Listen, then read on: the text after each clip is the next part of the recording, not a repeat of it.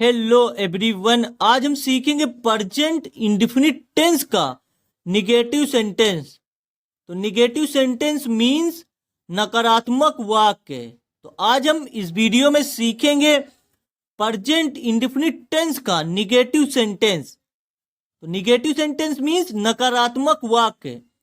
Negative sentence इसकी पहचान है जिन वाक्यों के अंत में ता नहीं है, ती नहीं है, ते नहीं है, यानी लास्ट में अगर ता नहीं है, ती नहीं है या ते नहीं है आदि शब्द आए तो वह प्रेजेंट इंडेफिनिट टेंस का नकारात्मक वाक्य होता है, यानी निगेटिव सेंटेंस होता है। जैसे फॉर एग्जाम्पल, उदाहरण के लिए, वह किताब पढ़ता नहीं है, तो लास्ट में यहां पर ता है, यानी ता है और नहीं भी है, तो यह पहचान है प्रेजेंट इंडेफिनिट टेंस को निगेटिव सेंटेंस।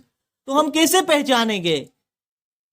तो जिस वाक्य के अंत में ता है, जैसे कि ता है, जैसे यहां पर ता है और इस वाक्य में नहीं भी है, तो यह पहचान है कि यह प्रेजेंट इंडेफिनिट टेंस का निगेटिव सेंटेंस है, क्योंकि लास्ट में ता नहीं है, तो यह पहचान है। जैसे फॉर एग्जाम्पल, सोहन अंग्रेजी बोलता नहीं है, तो लास्ट में इसमें भी ता नहीं है, तो यह पहचान है प्रेजेंट इंडेफिनिट टेंस का निगेटिव सेंटेंस। तब हम जान जाएंगे कि यह निगेटिव सेंटेंस है, क्योंकि लास्ट में ता है और इसमें नहीं भी है, तो यह पहचान होती है प्रेजेंट इंडेफिनिट टेंस का निगेटिव सेंटेंस।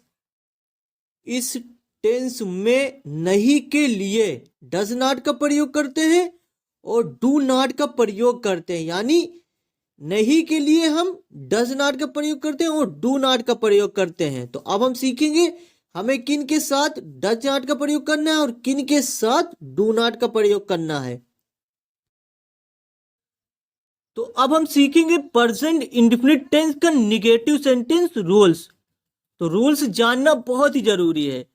टेंस सीखने के लिए क्या जरूरी है? टेंस सीखने के लिए टेंस को पहचानना बहुत जरूरी है और रूल्स। अगर आप टेंस को पहचान जाते हैं और रूल्स आप जानते हैं तो आप आसानी से सेंटेंस को बना सकते हैं, यानी ट्रांसलेट कर सकते हैं। तो अब हम सीखेंगे प्रेजेंट इंडेफिनिट टेंस का निगेटिव सेंटेंस रूल। सबसे पहले इसमें क्या लिखते हैं? सबसे पहले इसमें लिखते हैं सब्जेक्ट। सबसे पहले सब्जेक्ट और उसके बाद हमें डज लिखना है, यानी डज लिखना है या डू लिखना है। सब्जेक्ट के बाद डज या डू, उसके बाद नॉट। डू डज के बाद हमें नॉट लिखना है। तो अगर आप डू लिखे, डज आप लिखे या डू लिखे, डज के साथ भी हमें नॉट का प्रयोग करना है और डू के साथ भी हमें नॉट का प्रयोग करना है, यानी नहीं के लिए। उसके बाद वर्ब की फर्स्ट फॉर्म इसमें लिखना है। वर्ब की first form plus object, object plus other word. Other word means अन्य शब्द। तो सबसे पहले क्या लिखना है? सबसे पहले सब्जेक्ट, उसके बाद डज या डू लिखना है, उसके बाद नॉट, उसके बाद वर्ब की first form plus object plus other word. Does, does का प्रयोग हम ही, सी, इट व नेम के साथ करते हैं। तो डज का प्रयोग ही, सी, इट व नेम के साथ करते हैं, यानी ही, सी, इट व नेम। नेम मीन्स नाम, जैसे राम, सोहन, मोहन के साथ हमें डज का प्रयोग करना है। और उसके बाद डू, डू का प्रयोग हम आई, वी, यू, दे अथवा प्लूरल सब्जेक्ट के साथ करते हैं। प्लूरल सब्जेक्ट मीन्स बहुवचन कर्ता के लिए, यानी ज्यादा लोगों के लिए हमें डू का प्रयोग करना है। तो आई, यू, वी, दे अथवा प्लूरल सब्जेक्ट के साथ डू का प्रयोग और डज का प्रयोग ही, सी, इट व नेम के साथ करना है। तो मैं आपको कई बार बता रहा हूं ताकि आप आसानी से सीख सकें। फॉर एग्जाम्पल, वह किताब पढ़ता नहीं है, तो वह किताब पढ़ता नहीं है, लास्ट में क्या है? लास्ट में ता है और नहीं भी है, तो ता नहीं है, तो ये पहचान है प्रेजेंट इंडेफिनिट टेंस का निगेटिव सेंटेंस है। तब हम पहचान जाएंगे कि ये प्रेजेंट इंडेफिनिट टेंस का निगेटिव सेंटेंस है। तो सबसे पहले इसमें क्या लिखेंगे हम? तो रूल्स के हिसाब से सबसे पहले हम क्या लिखेंगे? सबसे पहले लिखेंगे सब्जेक्ट, सब्जेक्ट के बाद हेल्पिंग वर्ब। तो सब्जेक्ट के हिसाब से हमें डू या डज हेल्पिंग वर्ब यूज करना है। उसके बाद नॉट, उसके बाद वर्ब की first form plus object plus other word. तो इसमें सब्जेक्ट क्या है? सबसे पहले लिखना है सब्जेक्ट। सब्जेक्ट इसमें क्या है? सब्जेक्ट है वह। तो सबसे पहले लिखेंगे वह की इंग्लिश। तो ही, सब्जेक्ट है ही के साथ हमें डज का प्रयोग करना है। तो ही के साथ हम डज का प्रयोग करेंगे। तो ही, अब यहां पे लिखेंगे डज, यानी हेल्पिंग वर्ब डज लिखेंगे ही के साथ डज। और डज के बाद हमें नॉट लिखना है। यहां पे क्या है? नॉट। डज के बाद नॉट, यानी तीसरे नंबर पर हमें नॉट लिखना है डज या डू के बाद। तो ही डज नॉट। अब नॉट के बाद हमें वर्ब लिखना है। तो इसमें वर्ब क्या है? पढ़ना। तो इसमें वर्ब है पढ़ना, वर्ब है तो लिखेंगे रीड। तो रीड। अब वर्ब की फर्स्ट फॉर्म के बाद हमें क्या लिखना है? ऑब्जेक्ट। तो ऑब्जेक्ट इसमें क्या है? किताब। पढ़ना वर्ब है और किताब है ऑब्जेक्ट। लास्ट में लिख देंगे बुक, BOOK, बुक। तो वह किताब पढ़ता नहीं है। तो he does not read book.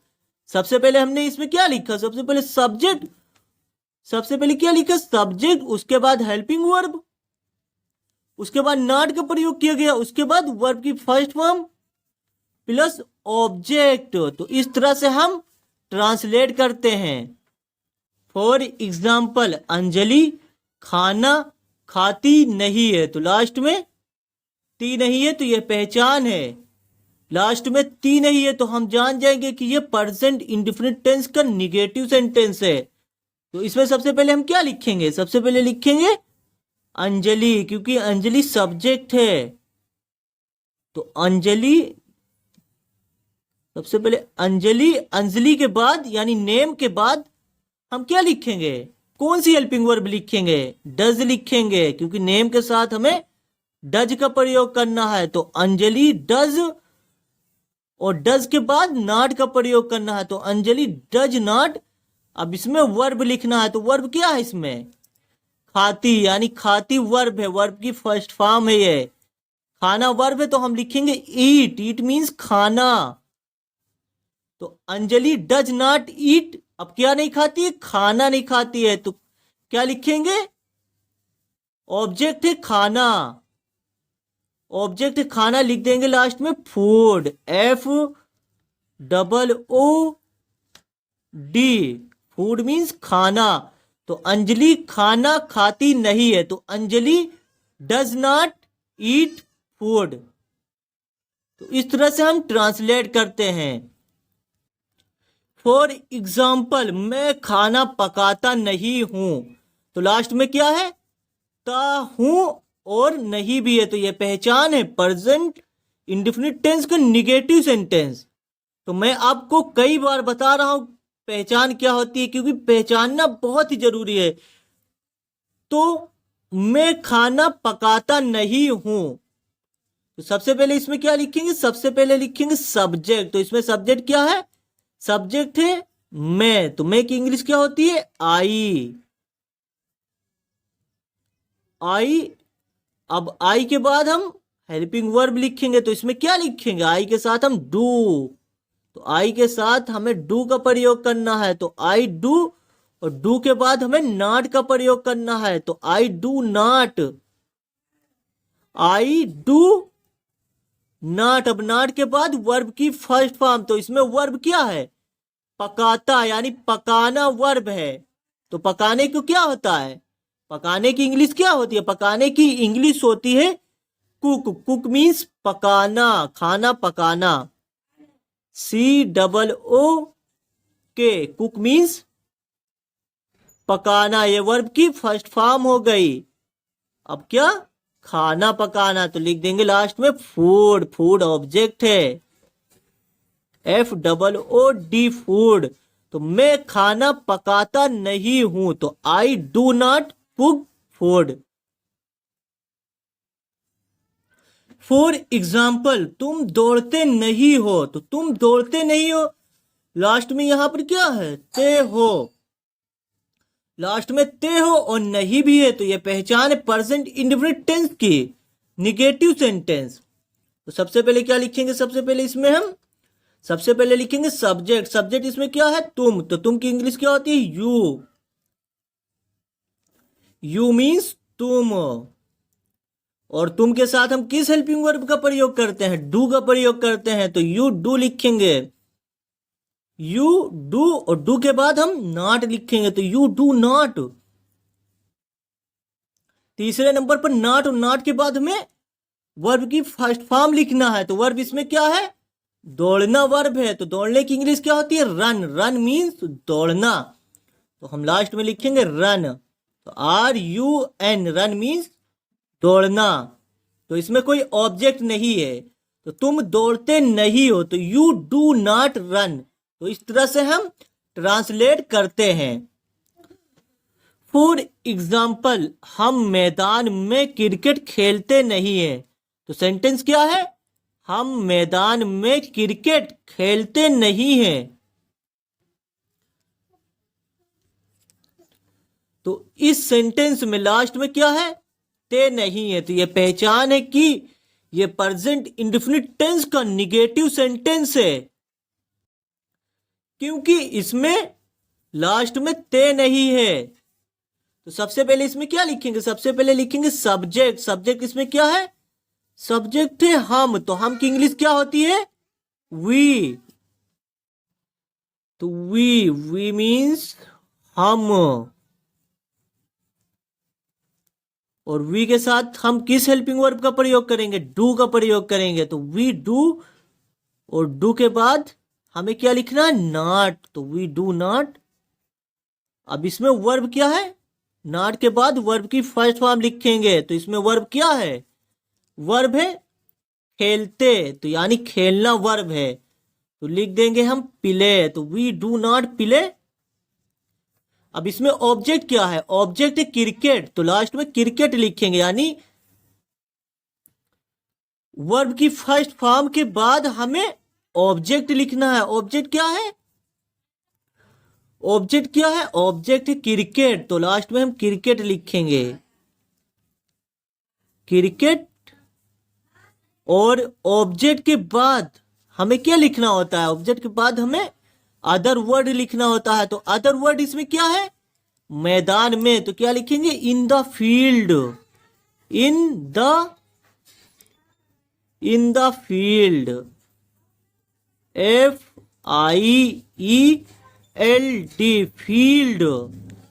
तो हम मैदान में क्रिकेट खेलते नहीं है, तो we do not play cricket in the field. तो इस तरह से हम ट्रांसलेट करते हैं।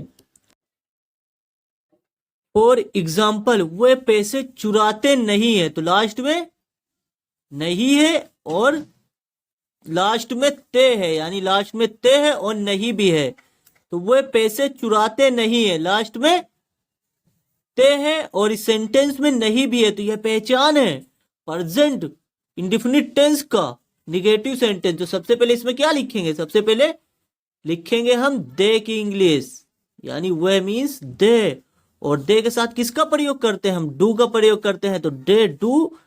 अब डू के बाद नॉट का प्रयोग, तो दे डू नॉट। अब नॉट के बाद हम वर्ब लिखेंगे, तो इसमें वर्ब क्या है, चुराना, यानी चुराते, तो चुराना वर्ब है, तो लिखेंगे चुराने की इंग्लिश क्या होती है, स्टील। स्टील मीन्स चुराना, तो स्टील लिख देंगे। नॉट के बाद वर्ब, तो स्टील। अब स्टील के बाद ऑब्जेक्ट लिखेंगे, ये पैसे ऑब्जेक्ट है और ये चुराना वर्ब था, ये पैसा ऑब्जेक्ट है, तो क्या लिखेंगे, लास्ट में ऑब्जेक्ट लिख देंगे मनी। तो वे पैसे चुराते नहीं हैं, तो they do not steel money. तो इस तरह से हम ट्रांसलेट करते हैं।